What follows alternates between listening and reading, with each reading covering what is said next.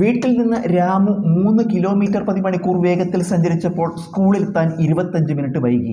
4 kilometre പ്രതി മണിക്കൂർ വേഗത്തിൽ സഞ്ചരിച്ചപ്പോൾ സ്കൂളിൽ 15 മിനിറ്റ് നേരത്തെ എത്തി. വീടും സ്കൂളും തമ്മിലുള്ള അകലം കാണുക.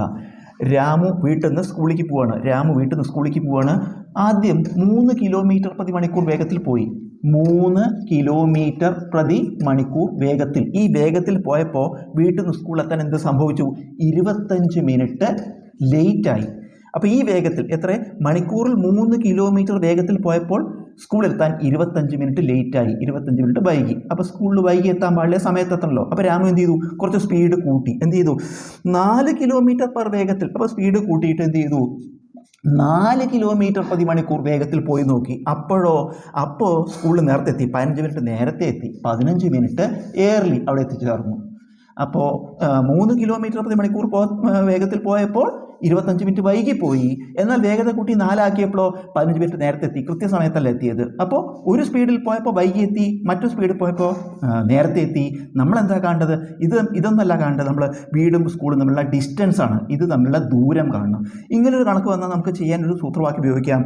അതായത് S1 × S2 S1 - S2 × T. അതായത് ഇത് 2 സ്പീഡ്, ഒരു സ്പീഡ്, രണ്ടാമത്തെ സ്പീഡ്, പിന്നെ ടി പറഞ്ഞ സമയത്തിൻ്റെ ഇടവേള, ടൈം ഇൻ്റർവെൽ. നമുക്ക് വില കൊടുക്കുക. 2 സ്പീഡുകൾ ഏതൊക്കെയാണ്?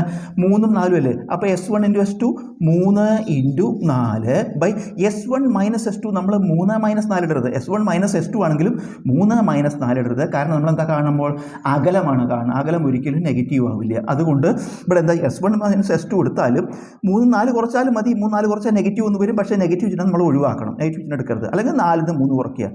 4 - 3 ഇൻറ്റു സമയം എന്ന് പറഞ്ഞാൽ എന്താ അറിയൂ?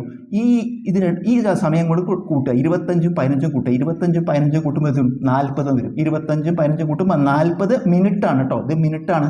25 മിനിറ്റ് 15 മിനിറ്റ്, അപ്പോൾ 40 മിനിറ്റാണ് നമുക്ക് തന്നിരിക്കുന്നത്. പക്ഷേ ഇവിടെ നോക്കൂ, ഇതൊക്കെ എല്ലാം കിലോമീറ്റർ പ്രതി മണിക്കൂറാണ് വേഗത. കിലോമീറ്റർ പ്രതി മണിക്കൂറാണ് അല്ലേ? അപ്പോൾ ഇതിൻ്റെ യൂണിറ്റും വ്യത്യാസം വരും. അപ്പോൾ ഒരേ യൂണിറ്റ് ആവാൻ വേണ്ടി നമ്മൾ എന്ത് ചെയ്യണം? ഇതിനെ മണിക്കൂറാക്കണം. മിനിറ്റിനെ എങ്ങനെ മണിക്കൂറാക്കുക? 60 കൊണ്ട് ഹരിക്കുക. മിനിറ്റിനെ മണിക്കൂറാക്കാൻ 60 കൊണ്ട് ഹരിക്കുക. 40/60 നമുക്ക് 20 കൊണ്ട് പഠിച്ചെടുക്കുമ്പോൾ 2/3 എന്ന് വരും. ആ വില കൊടുക്കുക. 2/3. ഈ 3 × 4 എത്ര വരും? 12 എന്നിട്ടാൽ മതി. 4 ന് 3 കുറച്ച 1 ആണല്ലോ. അപ്പോൾ അത് ഇടണ്ട. 4 ന് 3 കുറച്ച 1. അപ്പോൾ 3 × 4 12 × 2/3. നമുക്ക് ഈ 3ഉം 12 പഠിച്ചെടുക്കുമ്പോൾ 4 വരും. 4 × 2 8. ദൂരല്ലേ ഇത്? 8 കിലോമീറ്ററാണ് രാമുവിൻ്റെ വീടും സ്കൂളും തമ്മിലുള്ള അകലം.